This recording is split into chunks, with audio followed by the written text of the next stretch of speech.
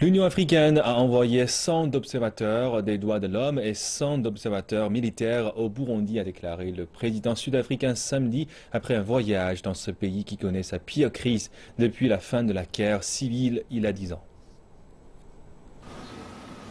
Jacob Zuma a fait un discours au nom de la délégation des chefs d'État africains qu'il dirige. Il n'a toutefois pas mentionné la date du déploiement de ses observateurs. 400 personnes ont été tuées dans le pays depuis avril. Le gouvernement du Burundi s'est engagé comme suite. Le gouvernement va continuer à prendre des mesures pour commencer à ouvrir l'espace pour l'activité politique pour le peuple du Burundi et permettre la liberté des médias. L'Union africaine va déployer 100 observateurs des droits de l'homme pour surveiller le déroulement de la situation.